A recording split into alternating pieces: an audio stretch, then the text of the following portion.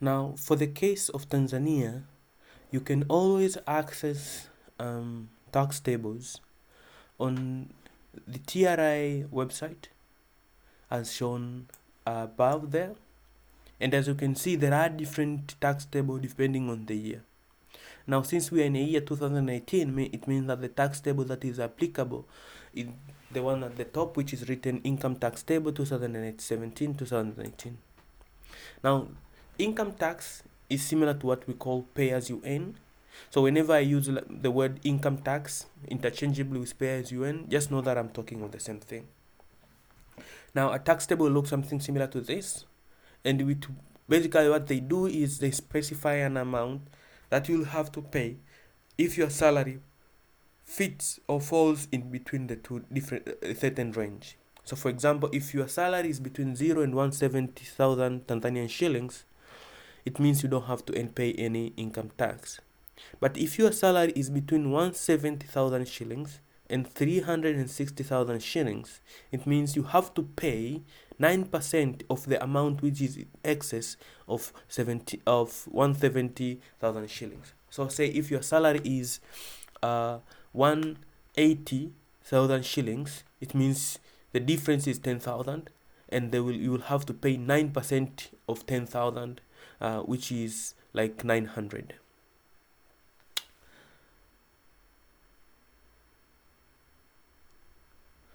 Now, if your salary is falling between 540,000 and 720,000, it means you'll have to pay 53,100, and in addition to that, any difference between your salary and 540,000 shillings, you'll have to pay 25% of that as an income tax.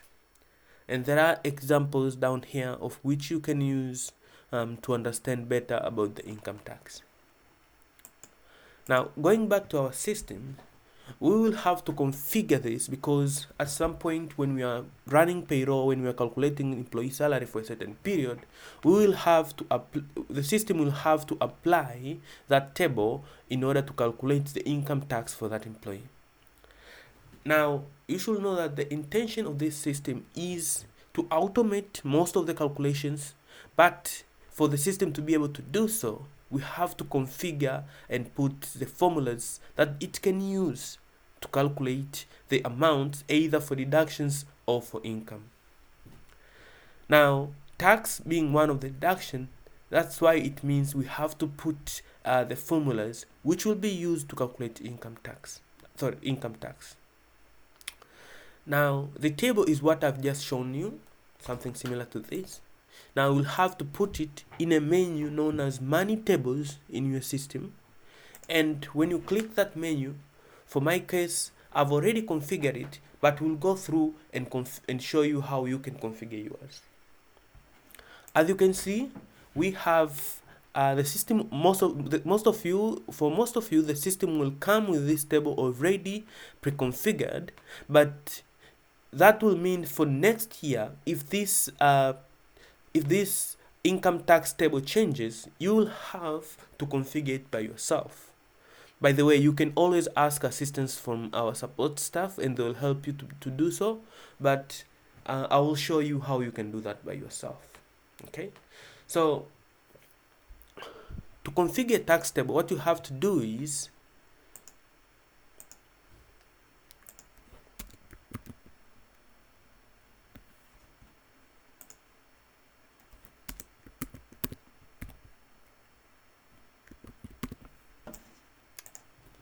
so say it's year 2019 and the tax table is changed. That means you'll come here, click plus, and you'll give your tax table a name. Now the convention is to give the year which is that tax table is applicable to. So I'll say payee 2019, 2020. Now if you don't have a tax table already, that means you'll say 2018 and then 2017 and then 2018 as it is shown here.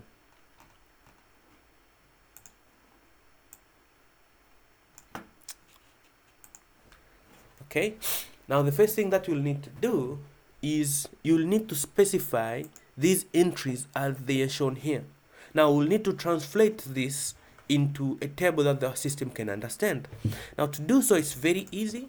What you have to do is, after giving the name of the table, you'll have to add these as different entries for that table. So to add an entry, you'll just click plus right here below the word entries, and then it will ask you from, then it will ask you to, and then it will ask you the value, and then it will ask you the excess factor. Now say we are doing a range for an amount between 170,000, between 0 and 170,000. So that means we'll come here and say the amount is from 0 to 170,000. Okay, and the amount here on the value, you're supposed to put the amount that an employee will be required to pay, okay, in order as it is specified there, if the salary is falling in that range. So say for our case the amount is 0, but also for this the excess factor is 0 as it is shown here. So you can see everything is nil. That's why we are putting 0 everywhere. But if your amount is falling between 360,000 and 540,000, that means in our entry, what we'll do is 360,000, and then we'll say 540,000. So the amount that is, if your salary is falling in between that range, is 17,000 and 20% of the excess. Okay, so what we'll do here is we'll say the amount is 17,100. Okay, and the excess factor, now on the table they're specifying it as a percentage, but if we want to convert that to a factor, we can say, since it's 20%, we'll say 0.2. That means if it's 30%, we'll just say 0.3, and if it's 9%, we'll just have to say 0.09. Okay, so for our case it's 20%, so we'll say 20%, and then that's how you'll configure your entries. After that, you'll just click add, and it will appear as one of the entries on your table like this. Okay, now after you have configured every entry, you will end up having a table similar to this. Okay, so as you can see, my table has ranges from 0 to 720,000, and then from 720,000, I've put a limit, a very big limit here. Now I should point out that in a tax table, they'll have on the last entry of the table, they'll always have something similar to this. They'll say where an amount exceed, let's say 720,000, this is the amount that you have to pay. This will mean that for any salary which is greater than 720,000, this is the formula that should be used. Now you'll have to do analysis on your organization and be able to determine, okay, what's the highest salary that an employee, for an employee there, like who is paid, like what's the highest amount an employee is paid as a salary, as a basic amount salary. Okay, so as you can see here, for my case, after my analysis, I came to figure out it is 35 million thousands. Okay, actually it was 30 million thousand, but I chose to put 35 just to be safe, because the for the last entry, the last value in the range doesn't matter really. So when you configure that, it will be something similar to this, and then you'll have to say 720, from 720,000, and then you'll have to specify here the highest range. But we know for any amount which is greater than that, this amount here doesn't really matter, so we'll just put a very high value just to be safe.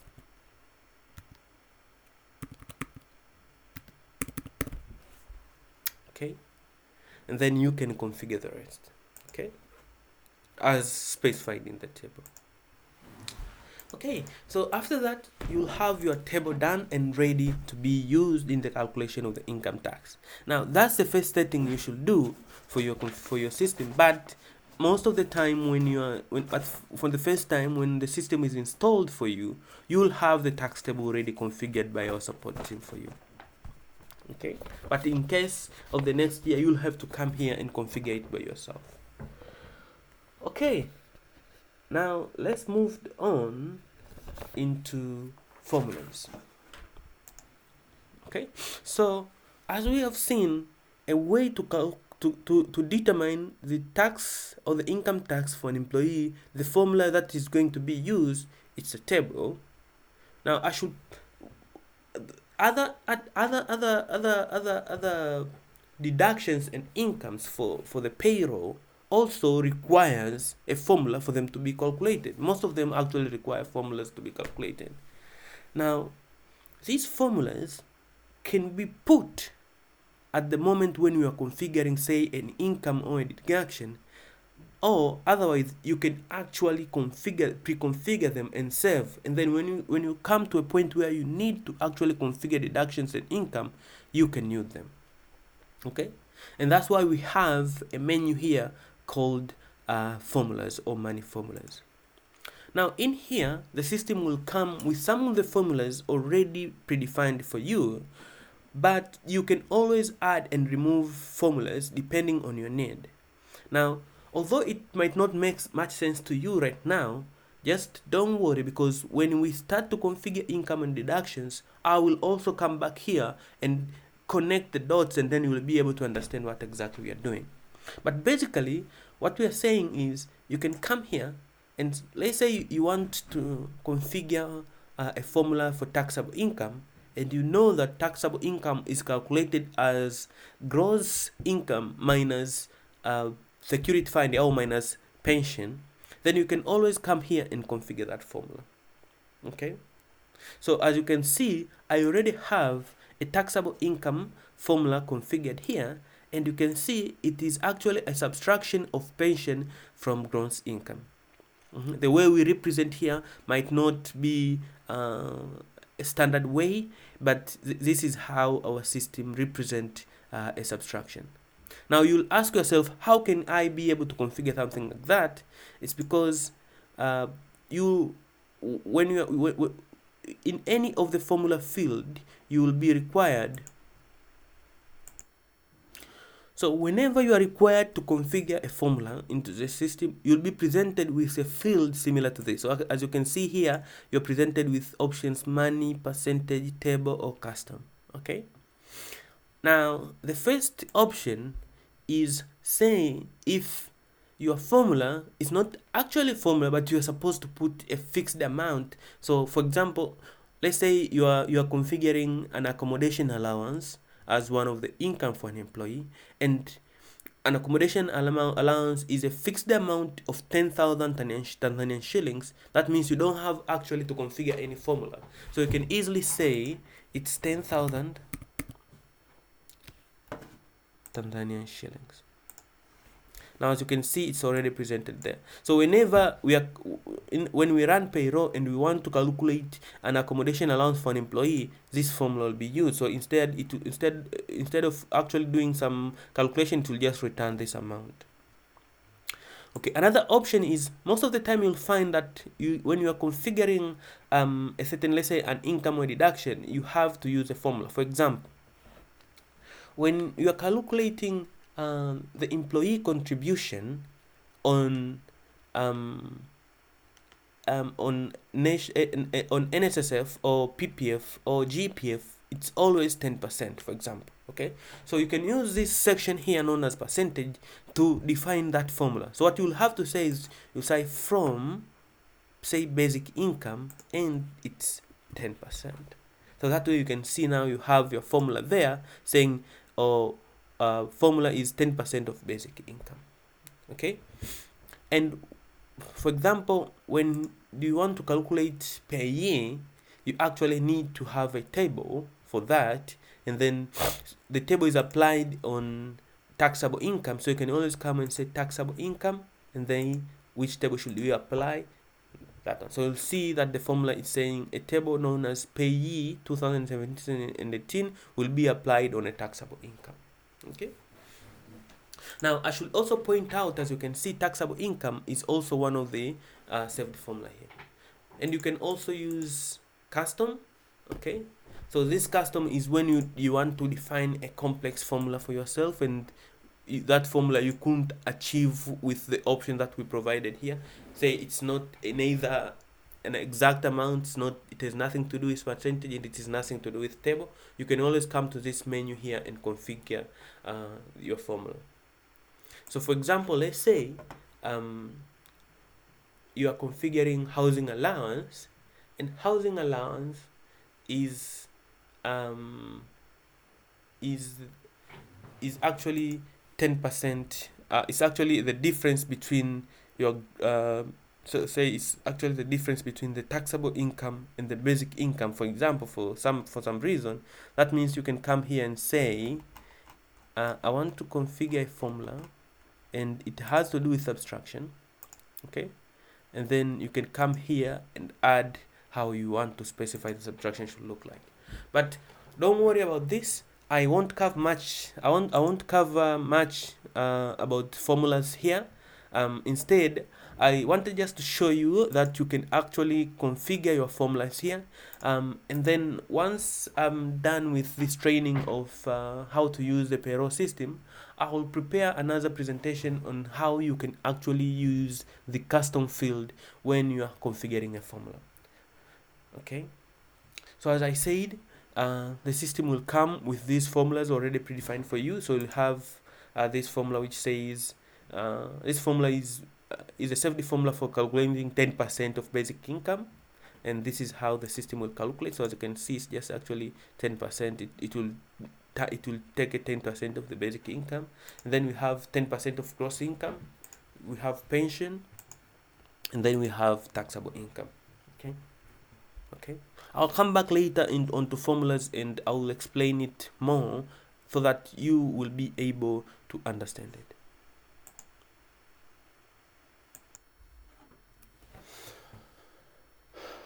Okay, now depending on the policy in your organization, you might choose to pay salaries for your employee differently. For example, let's say you are paying your employees weekly. That means that as a pay period will also need to be configured into the system, because when we run payroll, the system will need to know this payroll is for employee who has worked for either 1 week or either 2 weeks or 1 month. Okay, so depending on how you pay your employees, you can configure pay period as monthly, weekly, bi-weekly, or annual. Okay, but for most of the organizations in Tanzania, they only pay their employee monthly. So to do that, you just come to the pay period menu here on the settings menu, and then you can just click plus, specify its month, and steps 1. So what you're actually saying here is, after every 1 month, I want to pay my employee. So that means the payroll will be run after every 1 month. After that, you can just save, and you'll have your pay period. But let's say if you're paying your employees after every 2 weeks, so you can say week as a specifier, and then the step will say 2. So what this means is your employees will be the payroll for these employees will be run after every 2 weeks. Okay, so it's just simple as that. Okay. So another thing that you will also need to configure into the system are banks, and these represent the financial institutions of which you as an organization will need to send details so that they can actually channel money to employees' accounts. Okay, so most of the time you'll find like organization, when you're hiring an employee, you'll also take record their bank accounts, and after every month, whenever you run the payroll, you'll send the salary to their banks. Okay, and most of the time you'll want all your employees to to be probably in the same bank, so that you don't have to send too many bank reports from your payroll to be applied onto those banks. Okay, so to configure banks, you just come here. So say your bank is known as Exim Bank, so you say Exim Bank. Okay, now remember, this is a bank that an employee will have to have an account, so that you can send the amount into their account. Okay, so the first thing you'll need to do, you can just give them code, although it's not mandatory, but if every you want to identify every bank by a code, you can put the code there, but you'll then have to put the name of the bank. So for my case it's Exim, and then you'll have to specify their email, so something like Exim Bank, and then if you have their phone number,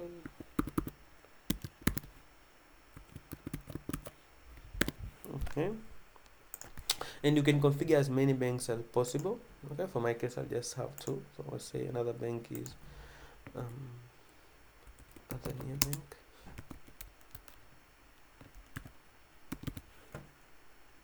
email is info@tanzania.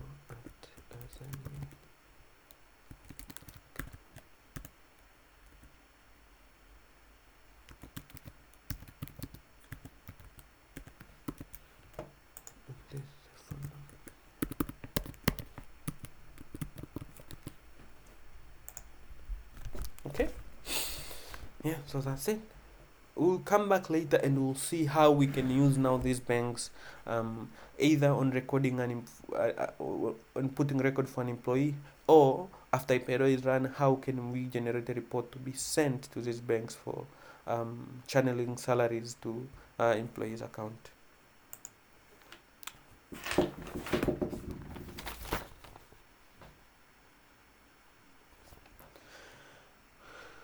Okay, now one other very important, there are two very important aspects that you'll have to configure into your system before you run the payroll, and these are the deductions and incomes. Okay, so these deductions are the ones that will be applied to employee salary, either to add an amount in addition to the basic income, so which we call other incomes, or to reduce a certain amount from either a gross salary of an employee or the basic salary of an employee. And this amount may either be something similar to, let's say, if it's a tax, then it's a deduction. If it's housing allowance, then it's an income. If it's accommodation allowance, then it's an income. Communication allowance, then it's an income. And then we can say something like, if it's a pension, then it's a deduction, something like that. So if it reduces the amount from either basic or taxable income or gross income, then it's a deduction. If it increases an amount, then it's an income. Okay, so to configure, let's say we want to configure, let's start with incomes. So to configure incomes, all you have to do is go to the settings menu, and then you'll see there is an income menu right there. You can just click that. Okay, and then you will be able to configure different incomes for your organization. Now, let's say in your organization you also have accommodation, let's say housing allowance, so you can always come here and say click plus. Okay, so you can move this if you want to have more space, and then you can give it, let's say it's housing allowance. You should mark it as active if you want it to be applied on the future payroll. So if you don't mark anything as active here, that means for any payroll that is going to be run after that, this allowance or this income, or if it's a deduction, this deduction will not be applied or will not be used in any calculations of the employee's pays. Okay, payments. So you just put in name there. If there's a reference, you can just put a reference. Then we can categorize this as allowance, and then you can put a formula which we can use to calculate that housing allowance.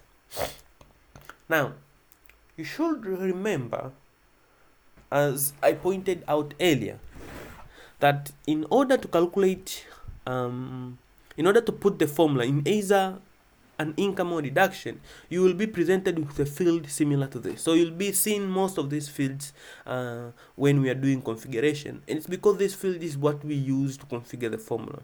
Okay, so now the first three here, they're very simple. So for example, if the amount to be paid as housing allowance is a fixed amount of 10,000 for each employee that housing allowance is applicable to, so you just have to come here and say 10,000. Okay, and that's it. Okay, so you have to just select the currency also, and then that's it. So whenever the system calculates housing allowance, it just always return 10,000 shillings. Okay, now let's say it's not as that, say it's a percentage, and this percentage is a percentage of say basic income. Okay, so you can always come here and say it's a percentage of basic income, and the percentage, they say it's 10%. Okay, now instead of returning not just an exact amount, it will first have to calculate the 10% of the basic income.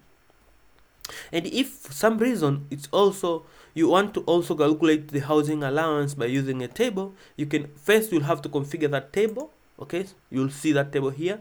We have the payee table here, but we can't use it because this is used for calculation of the income tax. But if you want to calculate allowance, your housing allowance, using a table, you can also do it here. Although most of the time it will either be an exact amount or a percentage of either basic income or other income. Okay, now as I said, you could also do something with the custom field, but this is used when you want to calculate something a bit complex. So I will leave this discussion on how you can configure a formula, your formula, if it's a bit complex, using the custom at the end of this training. Okay, but for now, I assume that you know how to do to put a formula if it's an exact amount, if it's a percentage, or if it's a table. If it's anything complex, I am sure you can achieve it using this custom field, but I'll have to train to prepare another video which will explain on how to use this custom field. So for our case, I'll just say the housing allowance is 10% of the basic income. Okay, so now you'll have your housing allowance there, and that's how you configure these incomes. But I should point out that you can categorize your incomes specifically for reporting purpose. For example, for me, I have two categories. It can either be an allowance or relief. So I have insurance relief because this is also, although this is like an income, so it's not actually going to be deducted. So we're going to put this relief onto your basic income, and then whenever we calculate insurance, we'll use this relief to reduce the amount that we calculate as insurance, keeping in mind insurance is a deduction. Okay, so you can have allowances, and you can have, for example, let's say another kind of income. It can be let's say promotional or motivational. Let's say motivational.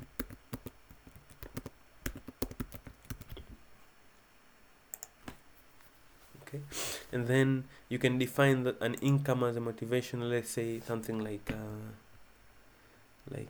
best, let's say employee of the month. Okay, and then we can put a formula. If you're an employee of the month, you will get, let's say, 100,000. Okay, and then we will have that as one of the income. Okay, so you can configure as many as you want. It just depends on how your organization work, and once you put it there, it can be used to calculate the salaries of the employee. Now I should point out also, as incomes and deductions, they can either be recurring in the sense that there will be there are some of the incomes or deductions that will need to be applied on employee salary every month, there are those which don't need to be applied every month, that they'll, whenever they happen, an employee will need to get it. So something similar, like let's say an employee of the month income or benefit. So this is not something that if every employee will get it every month, but it will happen probably on that month that an employee was recognized as the best employee of the month. So whenever that happens, I will show you how to post it, and if it's a recurring income, I'll show you how to post it. But just keep in mind, you don't have to only configure those which are recurring. You can even configure those which are not recurring, and later as we proceed with this training, we will see how you can actually apply them on the employee records. Okay, so that's how you configure incomes. But I should point out, it's very similar to how you configure income is very similar to how you configure deductions. You'll get almost a similar screen. So if you go to deductions, you'll see that you'll have almost a similar screen, but here is being used for configuring a deduction. So the same, you'll define first your categories. To define a category, just click plus and you give it a name. Okay, so for my case, I have 4 categories here. I've categorized my deduction as tax, security fund, loans, and insurance. So for example, the first 2, SDL, workers compensation fund, and pay as you earn is supposed to be a tax, and then the rest, PPF, GPF, and SSDs are security fund, and then salary advance, HSB repayment, these are loans, and then I have NHIF as insurance. Okay, but you can also have something like, for example, let's say AAR. This is one of the health insurance, so you can just give it there, put it in an insurance, and then you can put the formulas on how you calculate that. So let's say it's 5%. It's calculated from the basic income, so you take 5% as your insurance. Okay, and this is only from the employee and not the employer. So yeah. Okay, so I've moved very fast there. Let me explain what I was doing. So to configure a deduction, you'll come here, okay, and click plus on the right, okay, and then you'll put the name of that deduction. So say for example, every month an employee have to be deducted a certain amount to be sent as health insurance, and this health insurance is known as a IARA. You just give that name, the name to that deduction. So let's say it's a IARA insurance, health insurance, and then you can mark it as active so that it can be applied to the next payroll, and then you can categorize it depending on how you want, but for my case this is an insurance. Okay, and then you will have to specify an amount which will be recognized as an employee contribution, which means that this will be deducted from the salary, the gross salary of an employee. Okay, or it can be an employer contribution. So some of the deductions, they can have both. So you'll find out a certain deduction an employee will need to contribute and an employer will need to contribute, but others you'll find that only an employee or only the employer will be responsible for contributing. Okay? For example, for health insurance, this is something which most of the time an employee is contributing a certain amount. So you can say that an employee contribute 5%, for example. So sorry, 5% of what? Of say basic income, 5%, and you'll find that if an employer is also contributing a certain amount, you can put it here, but if it doesn't, then you can just say it's 0. So what I've actually configured here is, what I'm saying is, an employee will need to contribute 5% of the basic income for him to get an ARS insurance. So this one will be applied on the employee records, and whenever we run the payroll, a 5% of the basic income will be deducted from the employee salary, and this will need to be sent to ARA as part of the contribution of an employee for that month for health insurance. Okay? Now, if you find out that sometimes an employer will be the one who is contributing, an employee is not contributing, consider something like as service Development levy, you'll find that an employer is supposed to contribute 4% of the basic income, but an employee is contributing nothing on that deductions. So although this one is going to be put as a record to an employee, but no amount will be actually deducted from an employee's salary, but an employer will need to contribute 4%. So if you look at co-workers compensation fund, it's the same. An employer is the one that is contributing 1% of the basic income.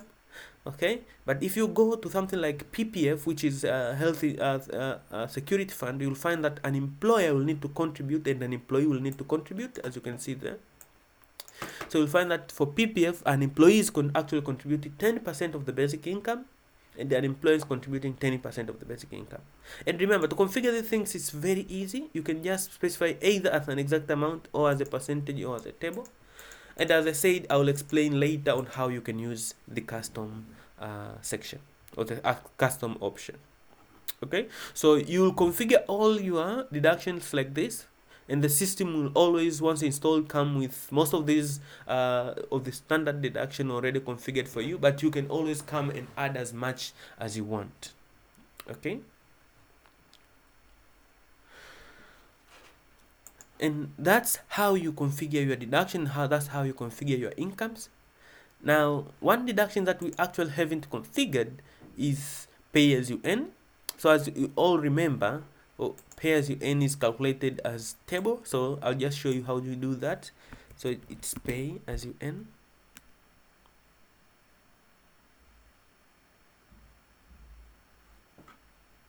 Active, this is a tax. Now an employer is contributing nothing to that. Okay, but an employee is contributing based on the taxable income. A certain table need to be applied on taxable income. So all you have to say is say taxable income, and then you can specify the table that is going to be used. Okay, and that's how you configure payee. Okay, so let's say it's next year and the table change. You can always just come here and change. So say we are still using the payee on a taxable income, but you'll have to choose a different table. That means if it's year 2019 and the table is known as 2019, 2020, you'll have to change the table here. Okay, but for our case, currently we are using this table. That's why you'll see that in its configuration we are saying the table that is being used is actually 2017, 2018. Okay, so after that you'll have all your configurations ready, and you can now go and configure your employees record. Okay, so to configure your employee records, okay, so before I go to employee record, you'll find like there are other settings here, but you should ignore most of these settings because they are not that much applicable to payroll, which is something that we are currently studying or creating this training video for. You should just only concentrate on the payroll section of the settings. Okay, so to configure employee records, you'll just go to the HR menu on the left. Okay, and as you can see here, for my case it's empty, so I'll just configure one employee. This employee is known as Boniface Chacha, so I'll give that employee a code. So for my case it's NFG 2013 01. The first name is Boniface.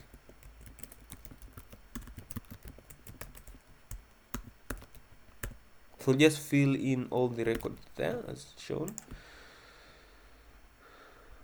Okay, so I like to do this. So 5th. Okay, so then just select so that's 5th June 1987. Gender is male. Marital status is single. This is the email.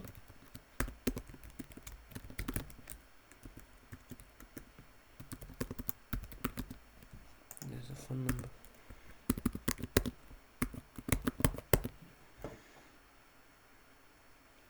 Okay, so most of these details here, as you can see, you can upload a picture, put the gender, date of birth, name, marital status, contacts, but you can also upload a picture.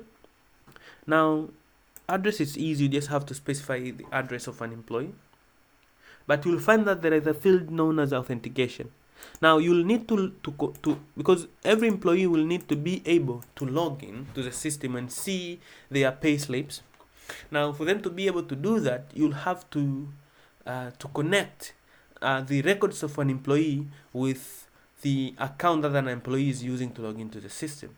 Now for my case, this is the account that I'm using, so you just select that and then that's joined. But in case an employee doesn't have an account yet, you can just leave that as open. Okay, so once I click save, now there is a record of all my employee. Okay, now the next step is to configure a contract in which we will say how we are going to pay this employee. So we'll configure everything that we want to be included for this employee in the payroll. So I'll go to the contract section, click new contract. Now I should point out that how this system works is it has separated the contract details from the employee, because in the employee we are planning to add more details, specifically things which have to do with HR management. So later on there are a lot of features that we are currently working on, which have to do with HR management. Now the part for the contract currently we are using to determine how we are going to calculate the employee salary when we run the payroll. Okay, so you'll find that there are two sections, employee and contract. They are almost similar, but we separated them because there are still some more features which we are working on. Okay, so just bear with me. So the first thing, you'll just configure your employees there, and then you can configure your contracts here. To configure a contract, just click new contract. So the same way when you're configuring new employee, you'll see that there is a new employee menu at the top there. So when you click that, you'll be presented with a form for creating a new employee. So the same when you're configuring contract, you will see there is a new contract menu up there. Okay, but once you click, you'll be presented with a form which you can use to create a contract for an employee. Now remember, I've put the code here, so this is like a unique number, of which most of the time it's a payroll number or an employee reference number. So for my case it's 2013 01. Then you have to specify the employee which is associated with that contract. Okay, you have to specify the period from when up to when is that contract valid. What this will mean is only during that period this employee contract will be used in calculating payment for that employee. That means in case this contract end, any future payroll will not include this employee. Okay, so that's why we have to specify the start date and the end date. Okay, now if there is no end date, so let's say this contract is permanent, you just don't have to specify the end date. Okay, and then this contract will be used whenever we run the payroll. So the start date for my case, I'll say it's let's say it's January. Okay, and then the end date for this contract, let's say it's an annual contract, so let's say it's December 31st. Okay, now remember we talked about salary periods. These are the period in how you plan to use to pay your employees. So is it after every 1 month? Is it after every 2 weeks? So for my case it's after every 1 month. And then you have to specify the basic salary of an employee. So for my case it's let's say it's 400. Okay, is it calculated hourly? No, so I will not tick that. And then you have to specify the bank that you'll need to send employee salary after every month. So for my case, that bank is Azania Bank, and the account number is 00034567890. Okay, and if you have any attachment, something like an actual contract that an employee have signed, or any document that you want to use as a reference whenever you want to review this contract, you can upload them there. To upload, you just click upload, and then you can go to your documents and then select the actual document that you want to upload. For my case, I will not upload anything, so I'll just click save. Okay. Now I'll have at least the first version of the contract ready, although it's not complete, but most of the details are already there. Now, after filling in the basic details of the contract, you will also need to mention any income or deduction that's applicable to this contract for an employee for that period. That means any income that will be recurring, like something that will need to be calculated every month. So for example, for this employee will need to pay tax, right? So you'll need to come and specify that this employee need to pay tax. So you'll not go to the, so there is a menu here, contract, or you can go to contract and deductions. So it'll be brought something similar to this. So as you can see on these contracts, it's empty. So if you want to specify that this contract will also need to use tax, so you can just come here and select. So you'll find all the deductions that you have configured. You can find them here. Okay, so in my case it's payee. But the system also gives you an option to specify the formula. This is because we assume that sometimes, although you in your deduction, you might either configure or specify how that deduction is calculated. You may actually override the formulas used while you're configuring your deduction, and override them and put different formulas when you're actually configuring those deductions for a certain contract. Okay, so in case, say you are configuring income and it's housing allowance, and then the housing allowance formula we said it's 10,000. If you want this employee not to have a similar 10,000 like the rest of the employee, for this employee to have 15,000, then you can override it here. Okay, but for our case, I'm not going to override the payee because I want to use the same formula that was used in calculation of the in the configuration of the payee. So the same table formula will be used for my payee. Now here you'll also specify the start date and end date. Now remember, we are configuring recurring deduction. That means these are the deductions which will be calculated after every month for that employee's contract. Okay, but you can also specify the period. Now the period here is in case you want this deduction to be calculated only after for the first 6 months, and then after the first 6 months you don't want this deduction to be calculated. That means you'll have to come here and configure and say it will start on, let's say, January 1st up to, say, June. Okay, that means only during this period of this contract this deduction will be applicable. But for the case of tax, we want it to be applicable for the whole period. So I'll just select payee there and leave the period to be the period of the contract. Okay, so now this contract starts from 1st February to 31st of to the end of the year. So I'll leave it at that. Okay, there are other configuration options here, but these I will just ignore them for now. Okay, and once we have a picture of how the payroll system works, we can always come back here and I'll explain it too.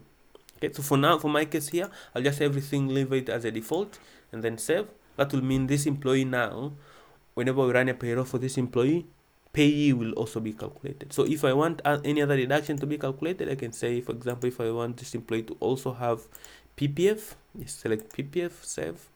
If I want this employee to have HSLB, save. So let's say, because this employee is also liable to pay to repay loans from students' loan. Now remember, by just selecting here, you are leaving the calculation to be as default as specified when you're configuring that deduction. So I also want, so PPF, also want NHIF. Okay, Okay, so that's it. Now remember, although we have specified here PPF, you could also choose GPF or NSSF depending on that employee, okay? Because both of these are security fund, but remember you can't actually have both. Like you put PPF and also NSSF and also GPF, okay?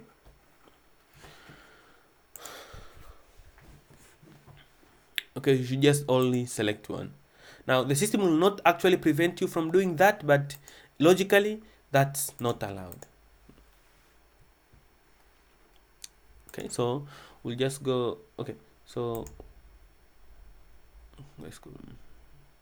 So for this employee with this contract, these are the deductions that will be applicable.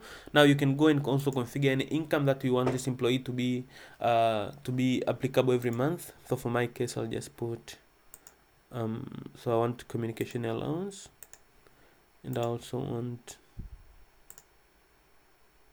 insurance relief, and also I want housing allowance. Now I won't select employee of the month because this is not something that is recurring. Okay, most of the time this is something that will happen, let's say, 1 or twice in a year. Okay, for that employee, for this employee. So I will not put that there.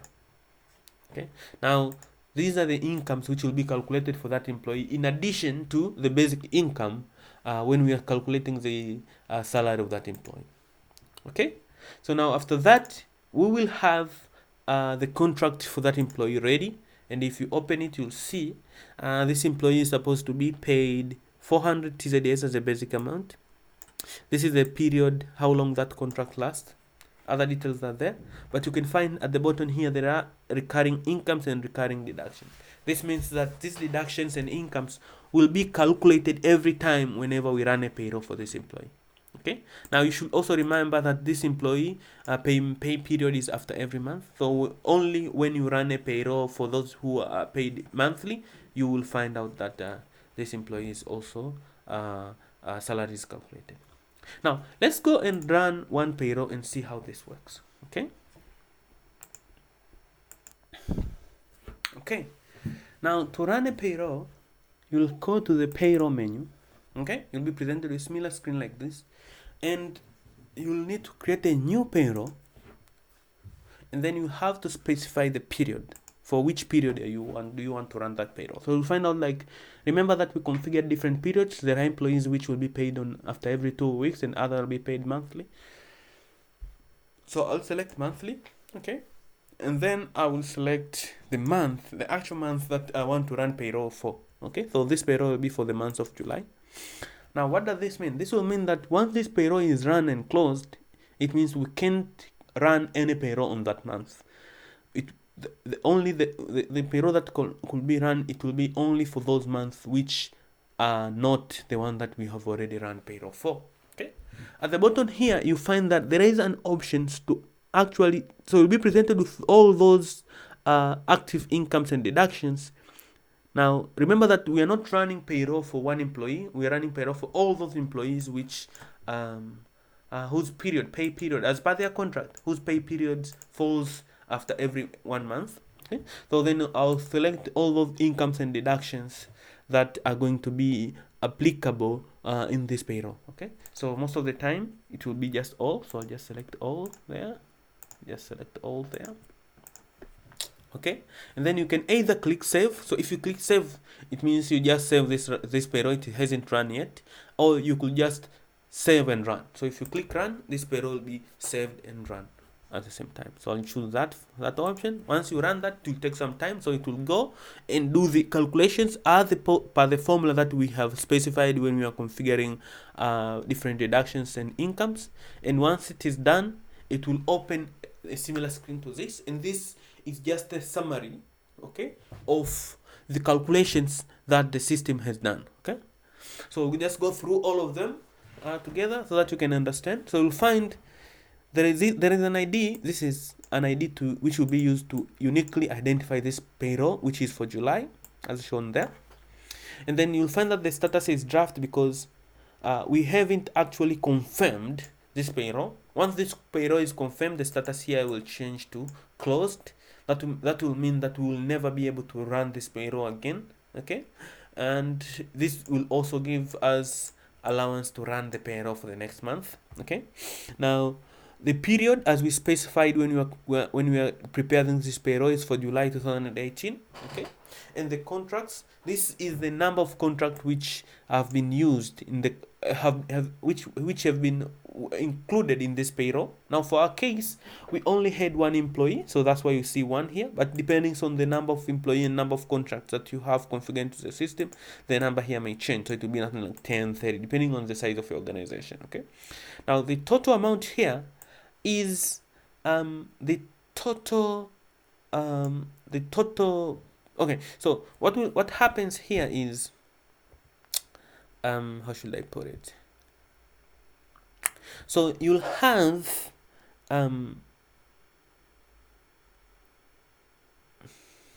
okay, so for every salary, okay, there are incomes and deductions, and for every deductions there are maybe employee contribution and employer contribution, right? Now the sum of the total amount, okay, that have either been paid to an employee or have been paid to other institutions which we are supposed to deduct some amount for employees is what we term as the total of that payroll. So say, for example, NHIF requires us to contribute, sorry, NSSF or any other security fund requires that the employer should contribute a certain amount and employee should contribute a certain amount, right? But in addition to that, this organization is supposed to pay the employees either other incomes in addition to their basic incomes. So the total of basic incomes or basic salary for an employee plus any other incomes for the employees plus any contribution made by the organizations to other bodies, say for security fund or insurance or any other bodies that the employer contributed a certain amount to the deductions of an employee. Okay, the total of that is what we term as total payroll. Okay, so if an organization is supposed to pay to take an expense of salary, okay, paying salary to its employee, it means this is the total amount that will be charged. Okay, and it will include all the salary of the employees and all the contribution of the employer to the associated bodies like insurances and security funds.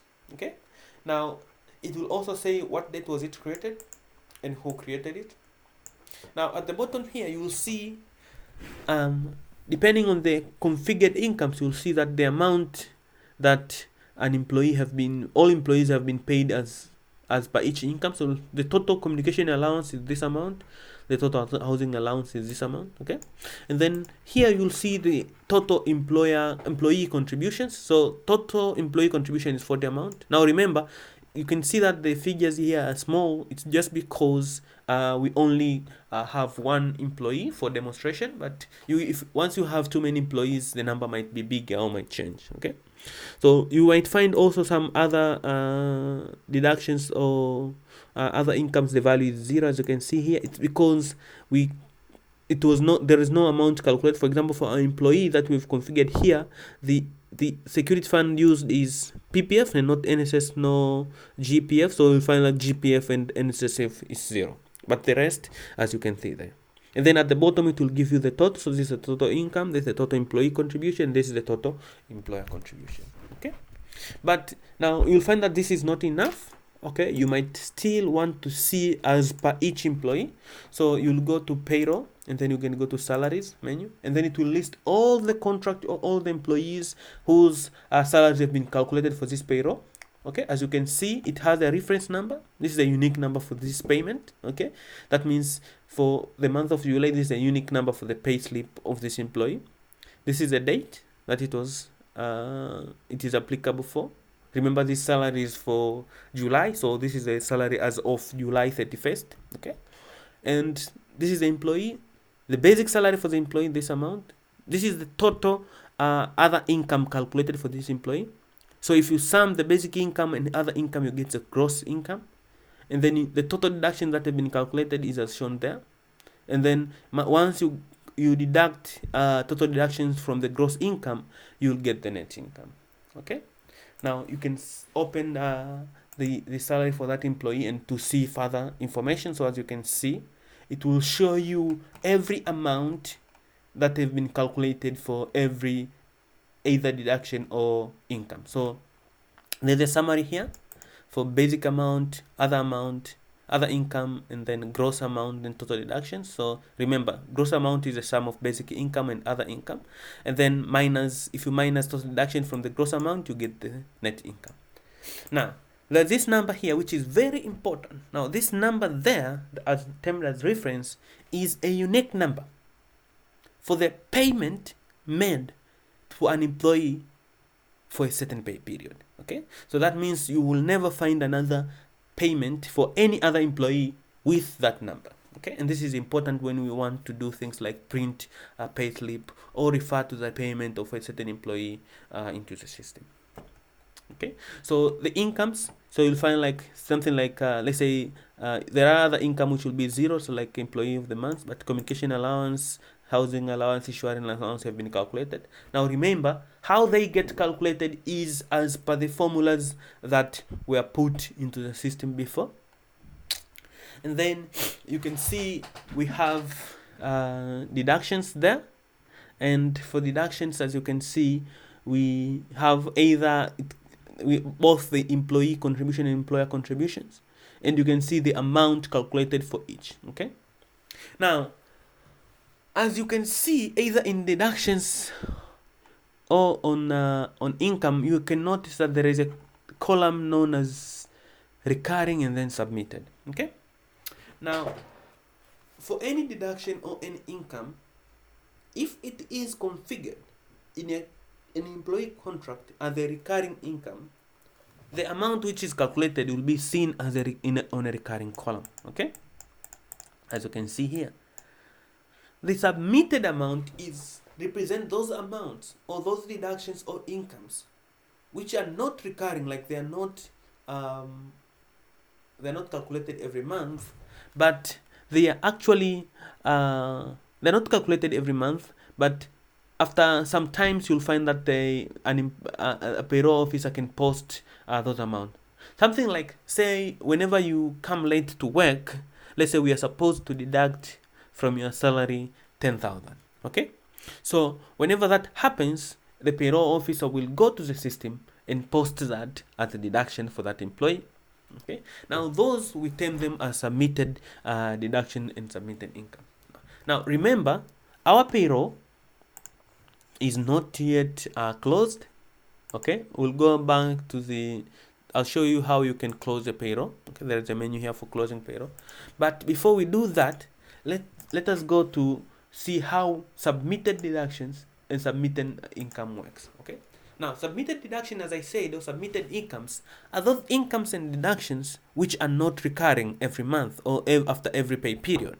Okay, this happens after some time. So you'll find like things like, let's say, employee of the month allowance, sitting allowance, okay, or something like as I said, disciplinary penalties. Okay, so for example, if an employee comes to work late and you want to deduct a certain amount from that employee on a certain month, you just come here, put a record, say I want to record the deduction.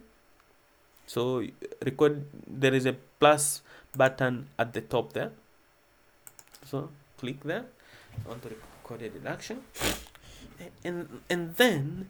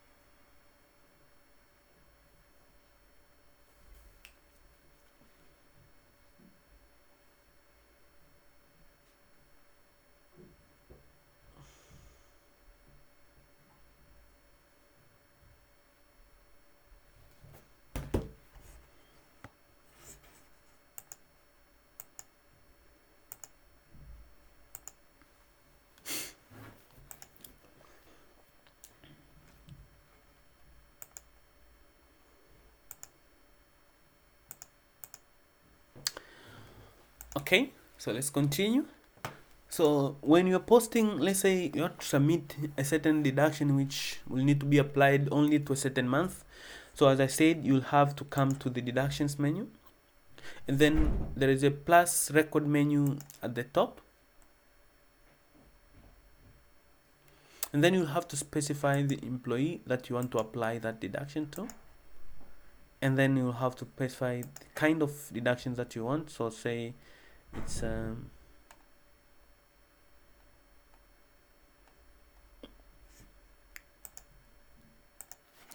so let's say it's late attendance.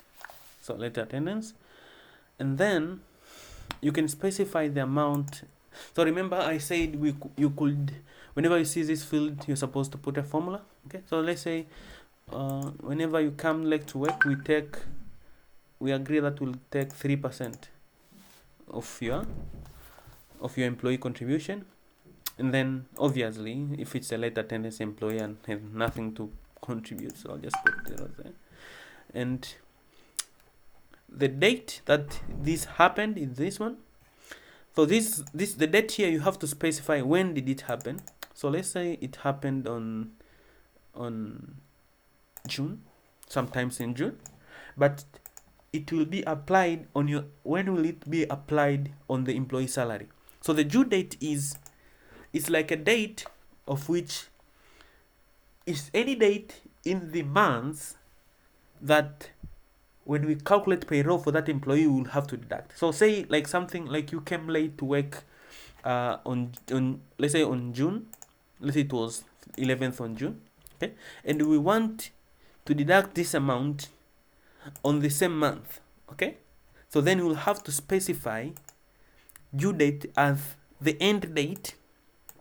So it's July, so I'll specify due date as the end date, okay, the end date of the month that when we run payroll for this employee, we'll have to deduct that amount, okay. And then if you have more discussion here, you can say Boniface came late to work on the 11th. If you have any attachment, you can put and then save. Okay, that, what does that mean? This will mean that when we come to calculate the salary for this employee, okay, this amount will be deducted on that employee's salary. Okay, let's see how that will work. So if you go to the payroll,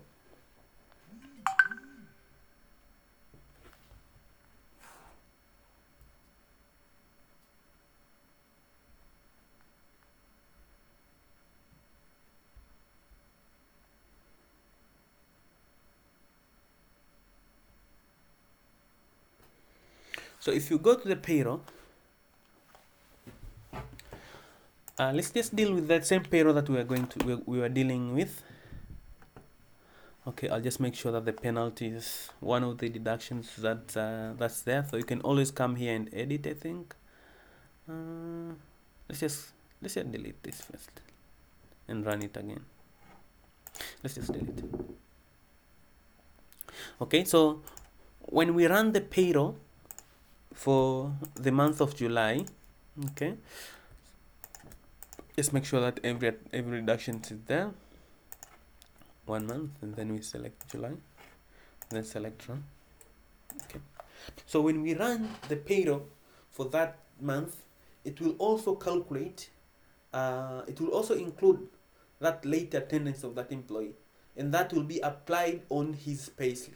Okay, so as you can see here, we said it's 3% of the employee deduction. So you can see there is an entry here now for late attendance because there is an amount that was submitted to be applied on that month. And if you go to the employee salary, you'll see that when you open the salary slip for that employee, you'll see that in one of the deduction, an employee was deducted as a submitted amount. Now it's not a recurring amount, it is a submitted amount of 12,000.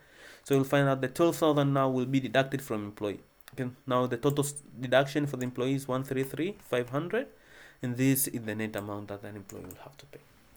Okay, now that works the same way for incomes. So say the employee for the month of July, okay, was being recognized as the employee of the month. Okay, so we just have to come here and then specify the employee of the month as an income, and then we can say like, so this employee will need to be paid, let's say 10,000. Let's give him 25,000. Okay, specify the currency. The date that happened is, let's say this employee was recognized as the employee of the month on the 30th of June, and the due date we want to pay that employee that amount. Oh, okay, so let's say employee of the month month of June. Okay, and we want to pay that employee that amount on July. So just go and say July 31st. Okay, so although it happened on June, but we want to pay that employee on 31st of July. Okay, so just put that. If there is an attachment, you can just upload and there save. So now when you go and run that payroll now, okay, you can see that this payroll at first didn't have. Now remember, to access payroll, you can always just click the payroll menu on the left. So if you open that payroll, you will see it didn't have any entry which has to do as employee of the month. So employee of the month is 0. Now if I rerun, now once you run the payroll, you can always come and run it again. So if I rerun it, and to run a payroll, just come to payroll and then run. So if I rerun it, you'll see, oh, okay, sorry, yeah, so let's just delete it first. I think something went wrong there. Let's just delete it first, and then let's run it again.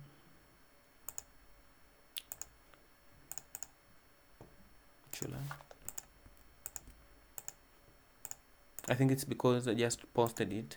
So let's just run it again. Let's see.